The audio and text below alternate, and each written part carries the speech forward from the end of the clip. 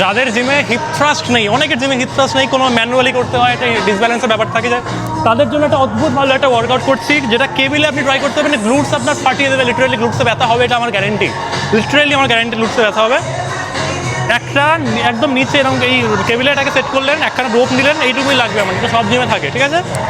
কী করলেন, আপনি সামনে এগিয়ে গেলেন এক পা, যাতে অ্যাটলিস্ট আপনি এরকম স্ট্রেট পেছনে নিয়ে যেতে পারেন, কোনো অসুবিধা যাতে না হয়।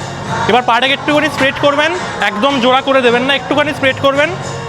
এবার যখন নিচে নামবেন মনে ধরবেন তো এখানে আপনার ক্রস এরিয়াতে ধরবেন, ঠিক আছে, ইনার সাইড জায়গাতে।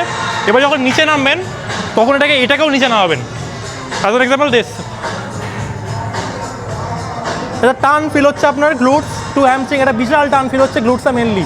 দেন হিপ থ্রাস্ট এখানে এটাকে ধরে, আর যখন হিপ থ্রাস্টটা যখন করছেন তখন এটা ইনার থাইয়ের দিকে যাবে, আর যখন নিচে নামবে স্লোলি তখন এটা নিচের দিকে ঘুরে যাবে। এই অবস্থায় কিন্তু নামাবেন না, এটা নিচে নামবে। যখন নিচে নামবে আপনি ফিল করতে পারবেন ওই টানটা। Then do the hip thrust, ঠিক আছে? 1-2 সেকেন্ড হোল্ড, আইসোমেট্রিক হোল্ড করলেন 1-2 সেকেন্ড, স্কুইজ করলেন আপনার গ্লুটসটা, then slow release, then again this.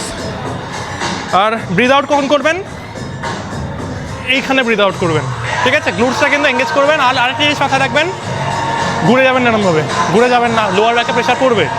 আপনাকে শুধু আপনার গ্লুটসটাকে বা হিপসটাকে এঙ্গেজ করতে হবে। এটা নর্মাল এঙ্গেজমেন্ট ছাড়া এই এঙ্গেজ করলাম, এটা নর্মাল এই এঙ্গেজ করলাম, গ্লুটসটা একদম টাইট হয়ে রইল, এটা আপনাকে শিখতে হবে, ঠিক আছে?